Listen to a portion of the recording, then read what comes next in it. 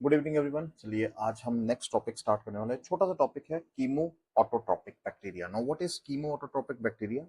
Last lecture में हमने एक बहुत इंपॉर्टेंट फोटो ऑटोट्रोपिक बैक्टीरिया की बात की थी, जहां पर हमने कहा था कि there is the use of inorganic compounds. Inorganic compounds का यूज किया जाता है, वहां पर सनलाइट का यूज किया जाता है, और इसके साथ साथ वहां किसका यूज किया जाता है? There is very important pigment called as bacteriochlorophyll.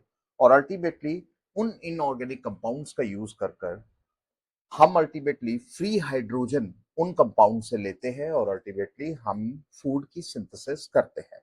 यानी वहां पर किसी भी तरह की ऑक्सीजन इवॉल्व नहीं होती है। इसी तरह से अगर कीमो ऑटोट्रोपिक बैक्टीरिया की भी बात की जाए, जो सेकेंड टाइप है, ये भी क्या है? They also are anoxygenic. यानी जब ये फूड की सिंथेसिस करते हैं, there is no oxygen evolve. तो याद रखिए, यहां पर क्या है? There is no oxygen evolve. यहां कुछ पॉइंट्स मैं लिख रहा हूं। दूसरा पॉइंट यहां क्या है? वहां पर हम पिगमेंट का यूज करते थे। So here no pigments, no pigments are present, no pigments are present और यूज्ड। किसी तरह के कोई पिगमेंट प्रेजेंट नहीं है। अच्छा, उसके बाद तीसरी चीज यहां क्या है? No light is used, no light is used.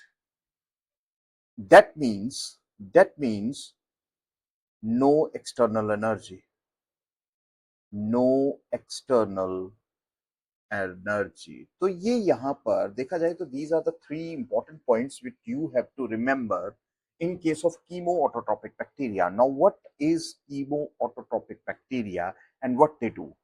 Now, these are those bacteria which synthesize their food. They synthesize their food by oxidation of inorganic compounds. देखिए बहुत इंपॉर्टेंट है, synthesize their food। मैं यहां पर थोड़ी सी रेक्टिफिकेशन करूंगा। by the energy released, जो energy release कर रहे हैं ड्यूरिंग द ऑक्सीडेशन ऑफ और inorganic compounds. Energy released during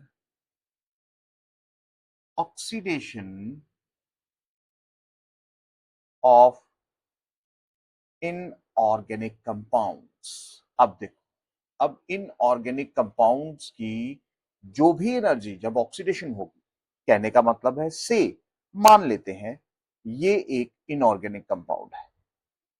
this is inorganic compound, x is the inorganic compound. कोई भी हो सकता है, हाइड्रोजन सल्फाइड हो सकता है, फ्री हाइड्रोजन हो सकता है, कुछ भी हो सकता है। सो यहाँ इनऑर्गेनिक कंपाउंड ले लिया हमने कोई भी, ठीक है, अमोनिया हो सकता है, कुछ भी हो सकता है।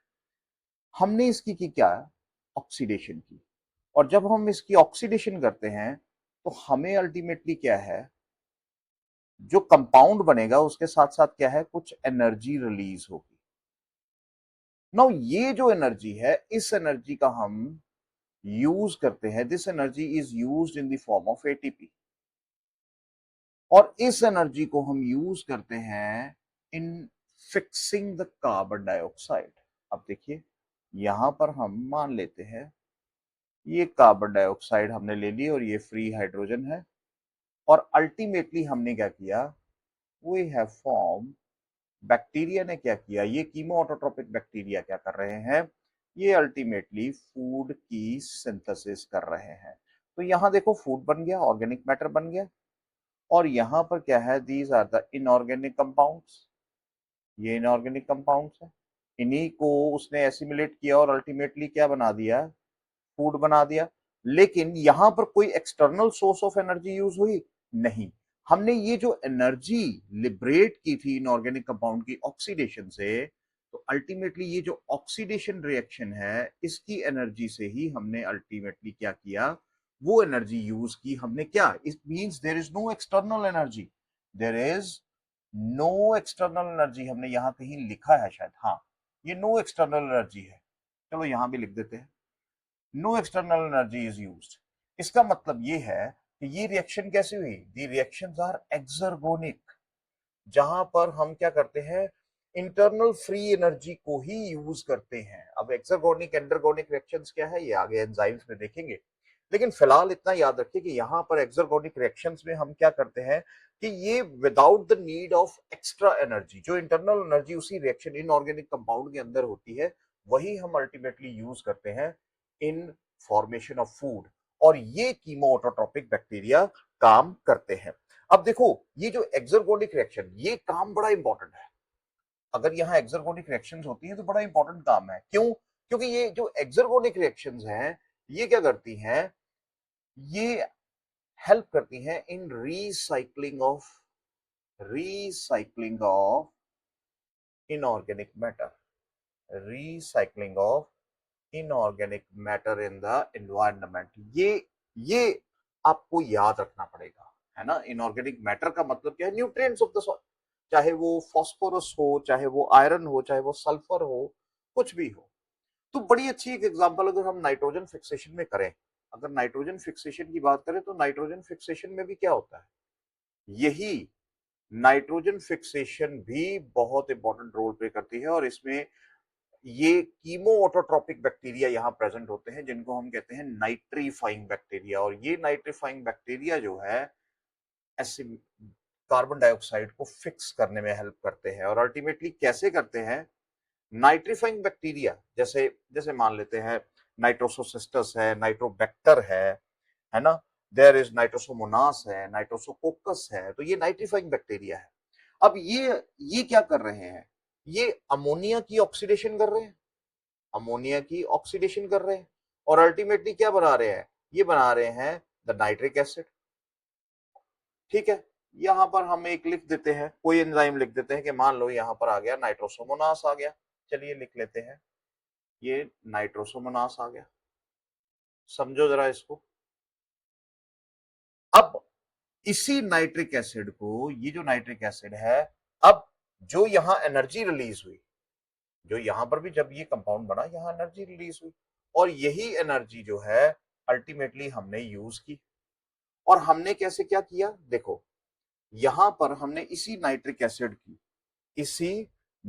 एसिड को फिर से ऑक्सीडाइज किया। ठीक है, ऑक्सीडाइज किया तो हमारे पास क्या आ गया, हमारे पास आ गया नाइट्रेट। ठीक है, और इस नाइट्रेट की प्रोडक्शन के वक्त भी एनर्जी रिलीज हुई, और यही एनर्जी जो है कीमो ऑटोट्रोपिक बैक्टीरिया जो है वो यूज करते हैं। यही एनर्जी जो है वो बैक्टीरिया यूज करता है इन फॉर्मिंग द, या in conversion of inorganic compounds to organic food में, ये यूज करता है। तो देखो, इंपॉर्टेंट टॉपिक है। इंपॉर्टेंट टॉपिक क्यों हो जाता है, यहां पर ये 3 पॉइंट्स जो है आपने याद रखने हैं, ये 3 पॉइंट्स याद रखने हैं, क्योंकि ये हिस्सा तो हमने पढ़ना है बाद में, नाइट्रोजन फिक्सेशन का। तो यहाँ इसीलिए इसको भी आप ज्यादा ना ही सोचे, आप इस यहां तक, इस कंपोनेंट तक, इस पोर्शन को ज्यादा समझने की कोशिश करें, ये तो ठीक है।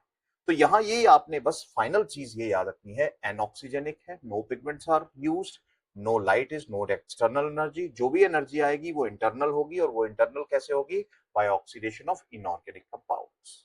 ठीक है, और उसी एनर्जी को हम यूज करते हैं in formation of food. So I hope you like the lecture, so do share, like and subscribe. Thank you very much.